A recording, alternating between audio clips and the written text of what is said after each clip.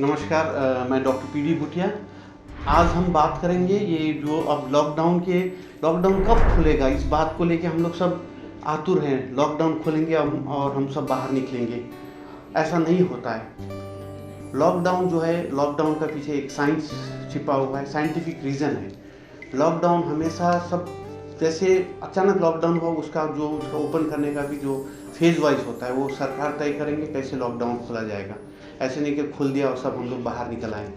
तो लॉकडाउन का पहले कुछ प्रिकॉशंस या कुछ प्रिपरेशंस लेना बहुत ज़रूरी है, क्योंकि हम लोग अभी इतना दिनों से करीब 1.5 महीना हो गया हम लोग सब घर का अंदर हैं। तो अब इसका बाद का जीवन कैसा होगा पोस्ट लॉकडाउन। 10 चीज़ है जो बहुत इंपॉर्टेंट है, हम लोग को मन में रखना, जहन में रखना बहुत इंपॉर्टेंट है। 10 बात। नंबर 1, अब लॉकडाउन शायद 8-10 दिन में शायद खुल जाएगा, शायद, अभी हम ऐसे बोल नहीं सकते हैं। तो वो भी खुलने से भी फेज वाइज उसका खोला जाएगा। तो उसका प्रिपरेशन, उसका पहले क्या करना है, एक चीज़ तो मन में तय करना है हमको। ये जो डिसिप्लिन लाइफ हम लोग ने जो 1.5 महीना में जिए हैं, उसको हम लोग को कंटिन्यू करना है। ये वायरस लॉकडाउन भला उठा देगा, भला पैंडेमिक डिक्लेयर हटा देगा, पर ये वायरस यहाँ रहेगा। कब तक रहेगा बोलना मुश्किल है।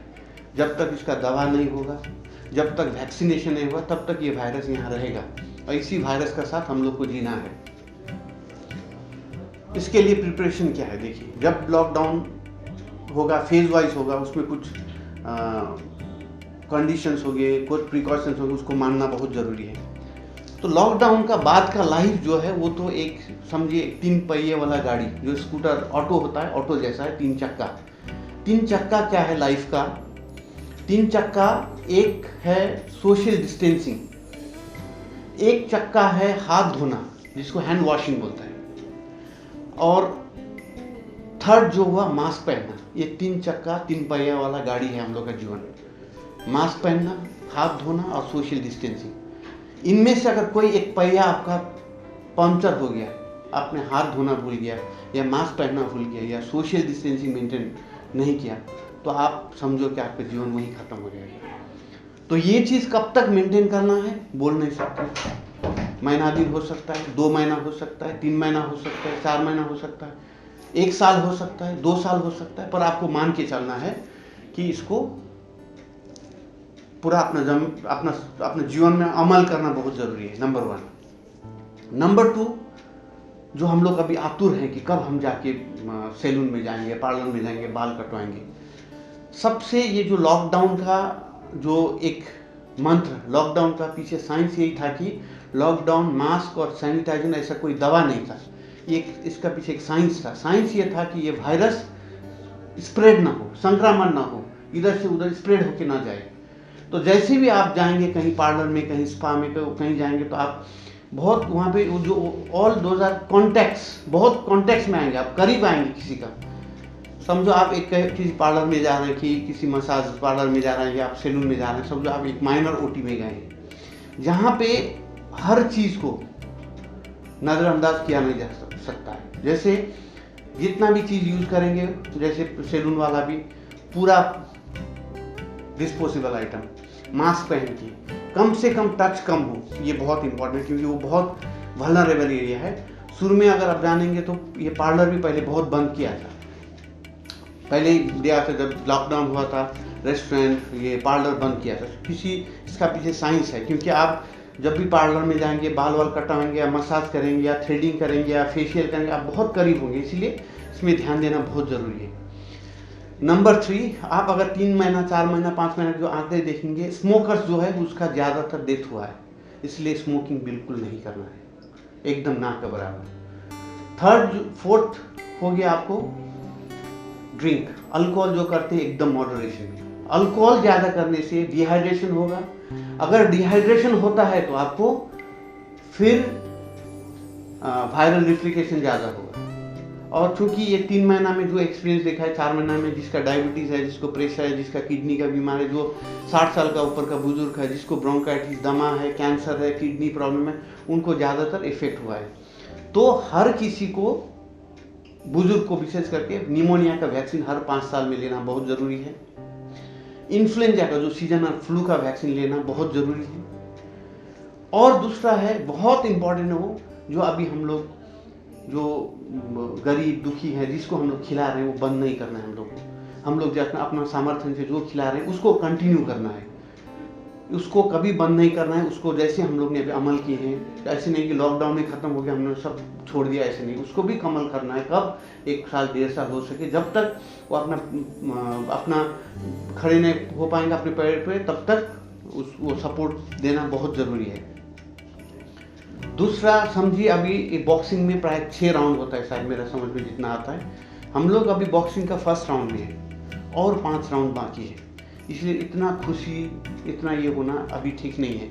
इसीलिए अभी रिसेंटली माननीय प्रधानमंत्री भी बोले हैं कि आप 6 गज का दूरी बना के रखिए। आप ये भूल इसमें मत रहिए कि आपका वहाँ नहीं होगा, आप इस जगह में हैं, आप पहाड़ में हैं या प्लेन में हैं, आप गांव में हैं, नहीं, ये कहीं भी कभी भी कब किसी को भी हो सकता है। इसीलिए भ्रम में रहना ठीक नहीं है। तो हम लोग ये 3 चीज़ अगर मान के चलते हैं तो अच्छा होगा।